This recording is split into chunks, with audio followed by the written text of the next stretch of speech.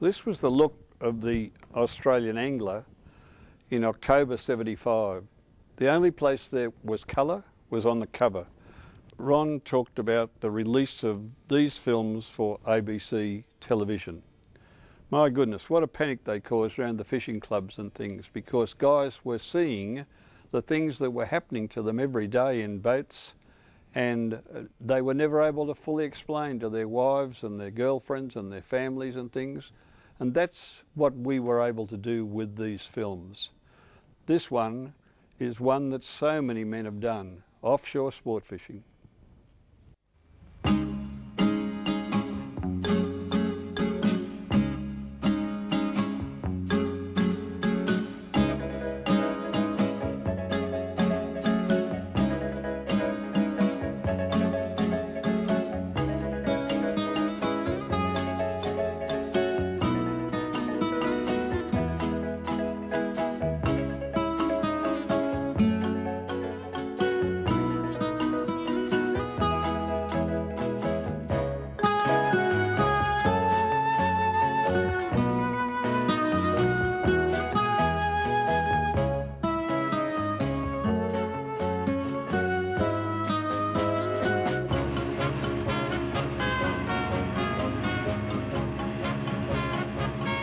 If there's one thing I love, it's offshore sport fishing.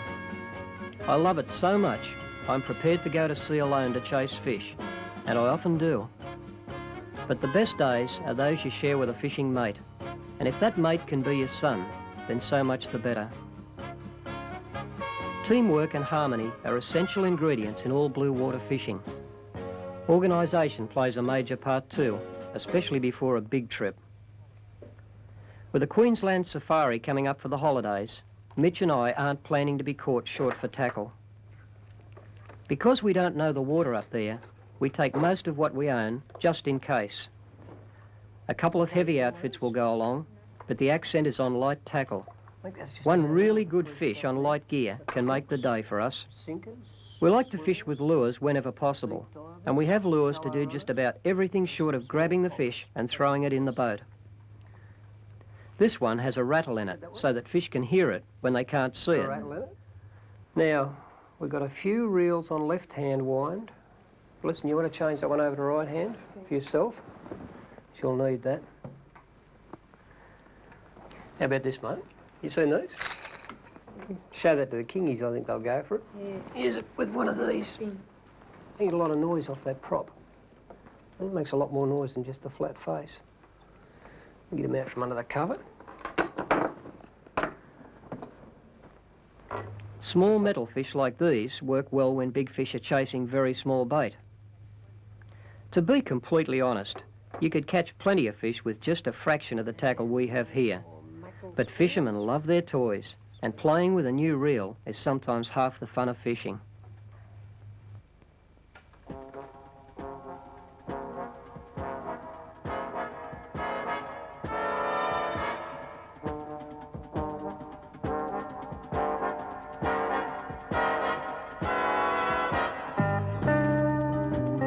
For Mitch and I, Harvey Bay was a whole new ball game. We take most of our fish down south in 10 to 30 fathoms of water, or from the big white washes in close to the rocks. Here, we could still see the bottom 8 miles offshore, and it all looked the same wherever we went.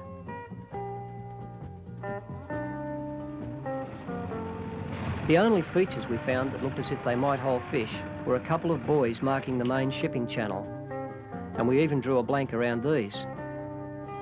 It was obviously time to put Plan B into operation. In other words, go ask a local where the fish are.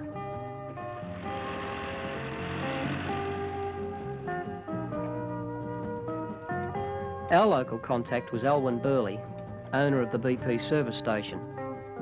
Alwyn knew where we could get plenty of bites.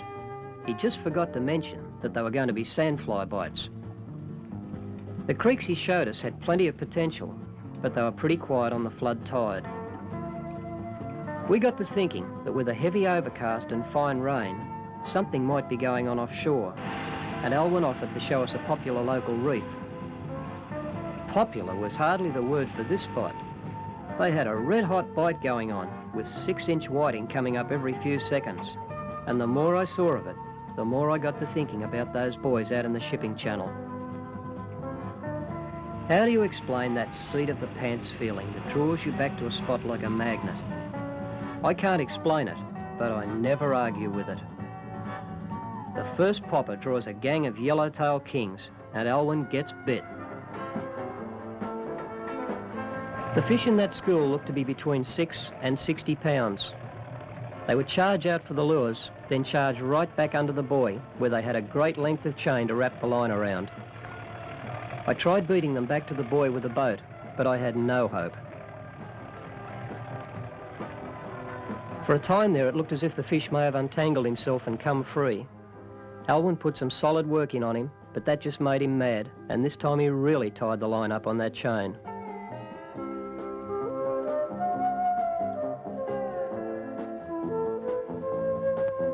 Round 1 to the kings. It would be nice to hook a little one just to give us a confidence boost. Mitchell tries his hand, and another monster fish eats the popper and bolts back to that chain.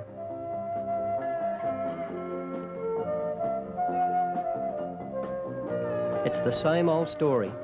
Whenever the pressure goes on, the fish circles the chain. That line is frayed for yards. The fish are obviously wrapping the chain and then diving for the bottom.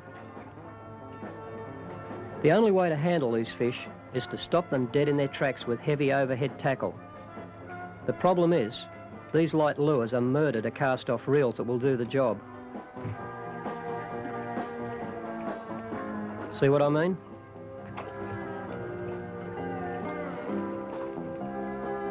It's time for tea and bickies and a council of war. We need a change of tactics. An old light tackle trick that works on kings at times is to just lead them. Back the pressure off altogether and gently guide the fish until you have him well away from cover. If I can get the strike well away from the buoy, it will give me a nice start. And for the first time, we get lucky. This fish responds to gentle pressure, and he comes with us as we drift. And then my luck really comes good. He seems to think the boat is his buoy and takes cover under it, but there's no chain under this particular buoy. He's so close we have great hopes for an early gaff shot, even with the light 12-pound tackle. 20 minutes later, we were still hoping for a gaff shot, and that fish was still as far away as ever. The trick with light tackle is to fight it all the way to the limit. If you take it easy, you don't hurt the fish. Take it just a fraction too hard, and you lose the fish. You need to maintain complete concentration, and with every minute that ticks by, that gets harder and harder to do. Right around the time my back was ready to snap off at the top of my legs, I got a break, and the fish came to the surface. But he only came up for a look. After that, he tried new tactics, and went into a deep, wide circle, very much the way a tuna will fight close to the boat. Maximum pressure stays on, and exactly 55 minutes after the hookup, Alwyn gets his first gaff shot, and it's a classic. To my way of thinking, this is what fishing is all about. Tackle light enough to make the angler use every bit of his skill to make the capture, and a fish tough enough to test skill and patience to the limit. After that, I'm prepared to sit back as a spectator for a while. And this time it's Mitchell's turn to try the gentle come-hither approach. Our luck holds, and soon Mitch has another good fish out in the clear where he can get to work on him. Like most youngsters his age, Mitch has the sort of total dedication to fishing that makes him a fast learner.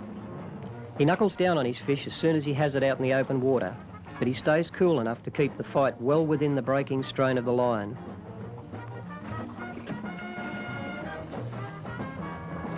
"15 minutes after the hookup, he gets a chance to lead the fish by at the surface, and that's the end of it.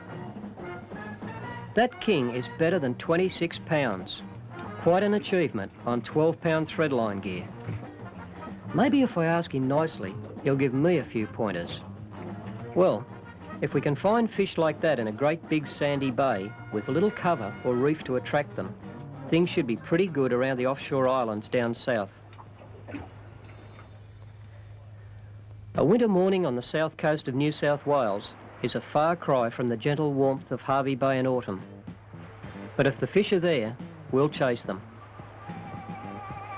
Rod Harrison is an old fishing buddy of mine, and this trip we were planning to do a little wash fishing around the Tollgate Islands, right at the entrance to Bateman's Bay. This was our first try at the Tollgates, and a floating pilchard cast in close to the rocks is as good a way as any to handle the early morning bite in a spot like this. Just in case we have some heavies around, a big bait astern is a good investment.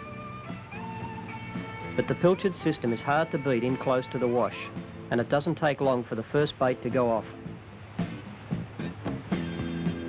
These salmon are a common catch in southern waters.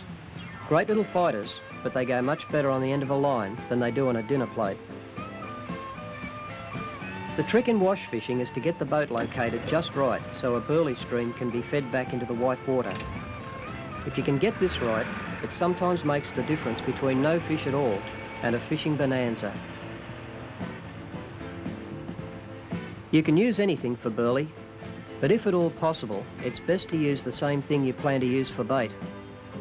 Any of the tuners make great burley, but you can use your imagination to produce real gourmet concoctions with stale bread, sardines, and all sorts of old leftover goodies. We had some pilchards of dubious vintage left over from a previous trip, and with these going through the pot, a fresh pilchard floated back down the burley trail, soon found someone looking for breakfast. There's a lot of bumping and thumping going on at the other end of that line, and Rod feels he has the first snapper for the morning. That wasn't a bad sort of a guess, and with that one out of the way, I'll just set the hook on the one that's eating my bait. Come on, Harrison, get out of the way. You've got your fish.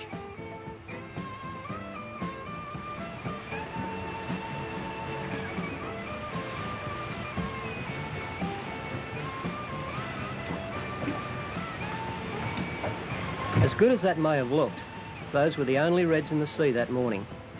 We tried one spot after another, but bites were few and far between. When I finally did manage to hook one, I did the right thing and released it at the side of the boat. You can see how that didn't worry me at all. We had beautiful water to work with, but for no special reason we could see, the fish were just not there. Rod finished the day off with an unusual catch, a giant sea pike. At this point in time, the cold was getting the better of us, and a warm fire seemed more attractive than a whole school of sea pike. We decided to give it away and hope that things might improve overnight. Back at the ramp, we ran into an old friend from State Fisheries, Julian Pepperell. Julian is involved in a fish tagging program with amateur and professional fishermen. Tagging tells scientists a great deal about the movements of fish. You can also tell a great deal about what they've been up to by examining stomach contents. If you can identify what the fish have been eating and know where that food is to be found, you have a pretty good sort of a start to find more fish. It can also tell you what bait you should be fishing with. The next morning is a whole nother ball game. A beautiful, clear morning, and overnight a heavy groundswell has started to come through. The washes in close to the rocks are really on the boil, and with a little luck, the fish may be on the boil too. It pays to stand off from the rocks for a while to see which way the water is working. If the backwash is pushing back from the rocks hard enough, we'll go right in close and drop the anchor, but you need to be pretty sure about things before you do that. It looks hairy, but on this occasion, it's safe enough to move in close and anchor. Surface fish and snapper love this wild white water. It gives them protection from larger fish, and at the same time, the wave action breaks a lot of feed away from the rocks for them. It's not very comfortable, and you get your share of bumps and bruises trying to stay on your feet, but it's where the fish are, and that's all that counts. Once again, light tackle adds extra spice to the fishing. That water is moving around with tremendous power, and even small fish use it to their advantage and put up a great fight in the wash. A lot of people would be very pleased to take a good trevally home and eat it,